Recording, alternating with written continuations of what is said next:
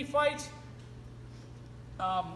And I got that pill for free, okay? 3 weeks later now, okay, and follow my story a little bit. Hey, I'm just underage drinking. I crossed that line, right? Breaking a rule, right? Hey, I'll just do coke, right? I'll just do it one time. Another line I crossed, right? Hey, I'll just do this pill, right? Now as I get older, the progression. I'm starting to do worse things, worse and worse things, all right? And I start to pay harsher consequences. So about 3 weeks later, I'm at home and I got some self-pity going on again. I come home, I had a great day. I probably got a good grade at Bridgewater, okay? Probably went to a lift, coached at a practice, and I come home once again, right? I'm in that negative home environment again. I got no way to deal with my emotions. I'm still not talking about this with anybody. Still not dealing with any of this. And I go, hey, I know what'll fix this, and I believe the lie. And this time now, someone didn't casually just offer it to me. I went and sought out the drug. I made a couple phone calls, right? I got what I needed, I thought I needed, okay, and I ended up taking them that time. And that time I had to pay for them. The thing with opiates, prescription medication, Percocet, OxyContin, Vicodin, okay, there's two components. There's the mental, hey, this stuff will make me feel good. It changes the way your brain chemistry works. It puts endorphins into your brain that lie to you to make you feel, they tell you you're happy. There's also a physical addiction. The more of them you take, okay, your body gets dependent, okay? And the more times you take them, the more you need, okay? And it's like sugar or coffee.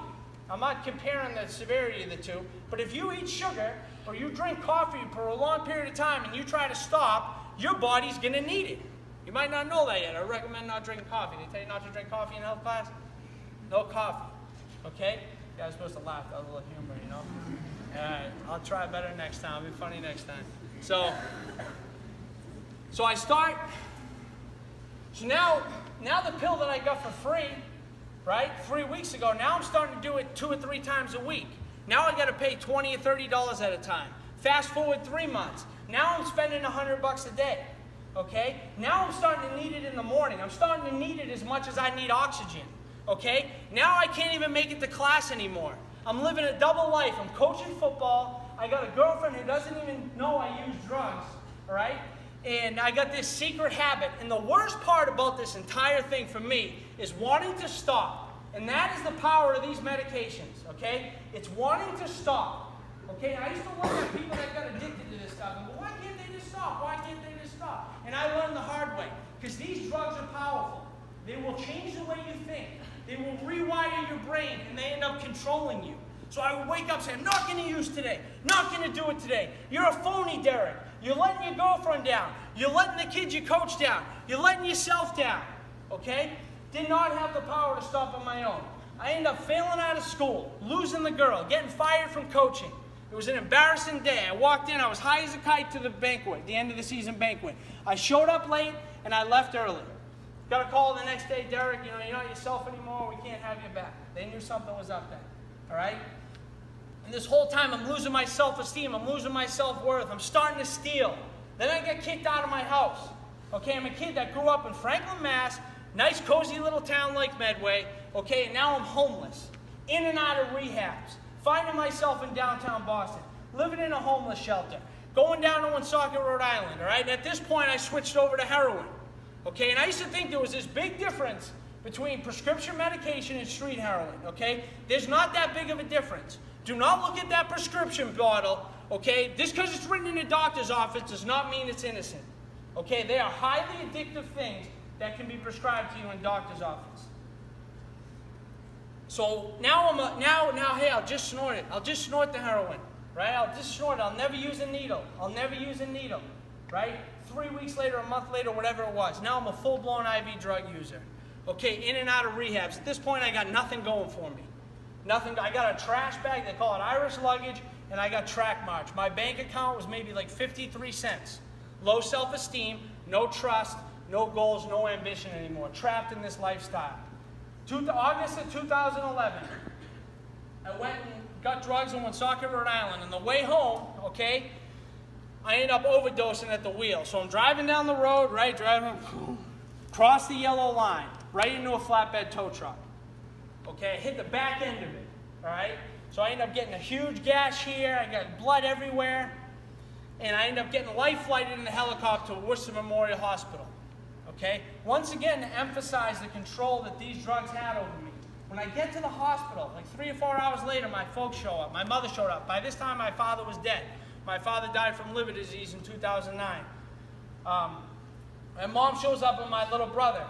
And they're like, Derek, you need to go away to rehab. Like, we're going to put you in the psych unit at the hospital. You're not coming home. And I'm just going, please, let me come home. Please, let me get high one more time. Let me go use one more time, and then I'll go to rehab. I promise this will be the last time. So after just losing my life, right, 3, 4, 5 hours later, that mind's already going. I was trapped in the lifestyle. And let's play the tape back a little bit, all right? Now, as I'm driving down that road, okay, and I overdose, and I cross that yellow line, all right? So I'm driving down, boom! What if that was a minivan full of kids? What if it was your younger brother, your aunt, your mother, your teacher, your loved ones, your friends? It very easily could have been, right? Very easily could have been, right? It's one of the most selfish things I've ever done. And even in high school, one of the most embarrassing things I can say that I did was drank and drove. And I did it. I thought it was no big deal, just having fun. Selfish, selfish, selfish. Drinking and driving, putting my friends in danger. Okay, my teammates, my brother, your family, because we're sharing the same road. If you're drinking and driving, okay, what you're really saying is, this is my road, I make the rules, and I don't care about your family, or your family. And you might not think it's that big of a deal, but it's one of the worst things I ever did. And I'm lucky. The difference between me and someone that's in jail right now is I hit a flatbed tow truck, okay, and they were the ones that hit the minivan full of kids. It's luck. Just like when I was in high school, playing with fire the whole time, never got caught. Luck.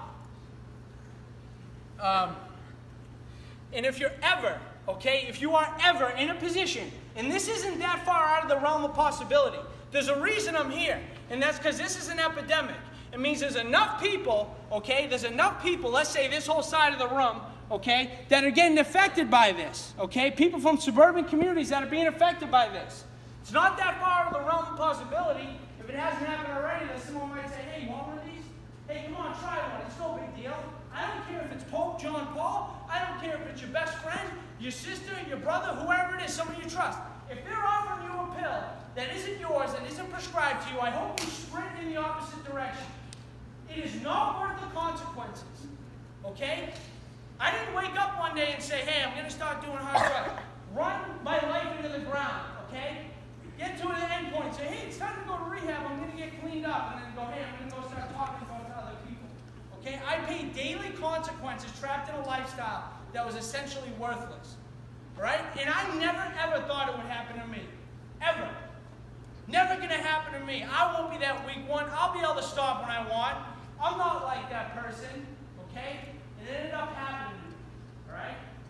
So please, take that warning. I'm not telling you what to do, but when it comes to that, man, they're not going to fix you. It's not cool. They're not innocent. And they take you down a road. It's a one-way street to nowhere. And there's tons of pain involved. All right, so I ended up going to rehab, right? And I ended up finally getting the help I needed.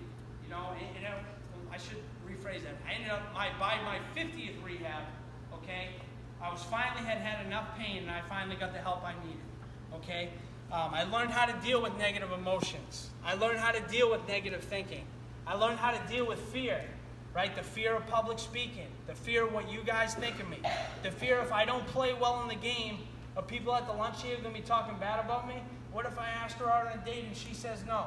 What if I get cut from the team? Is that going to make me look weak? Whatever social fears you have, okay, I learned how to deal with them, all right? Some of you guys, these might be yets. You guys are still young pups.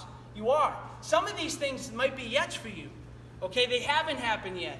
But if you're ever facing adversity, do not be afraid to ask for help and reach out to people.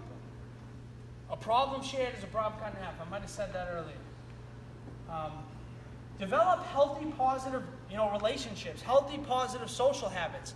If I could give anything to go back to being if I could switch seats with you, okay, and go back to being a freshman in high school or a sophomore in high school and make better decisions throughout high school. Not party as much. Do more positive social things, healthy lifestyle things. Develop better relationships. I would give anything in the world. When it would have made me a better athlete, it would have made me a better son, would have made me a better person in general. All right? There are ways to have fun without doing that stuff.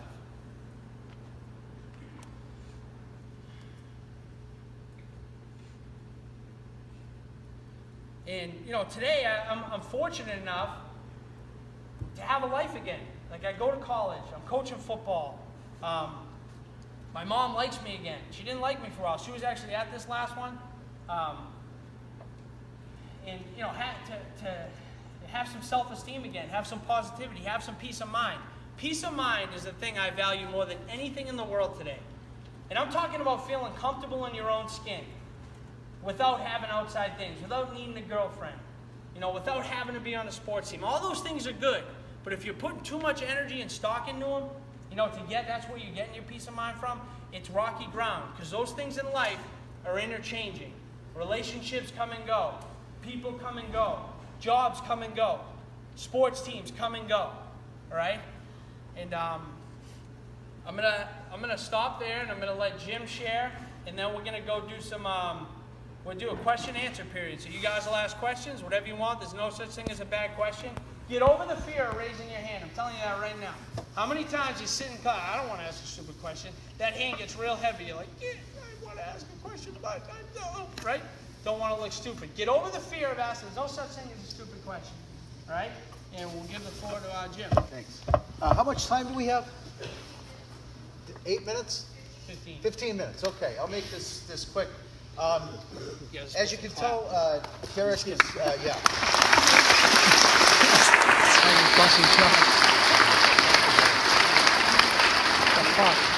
Derek is now clean and sober for 4.5 years. 4.5 years. 4.5 years, which is an amazing accomplishment. I'm very lucky. I have a very, very close relationship with Derek. I value Derek's opinion. Well, I can't tell you how much I value his opinion. And I'm going to tell you how I came to that relationship. I'm 56 years old. I have 3 children of my own.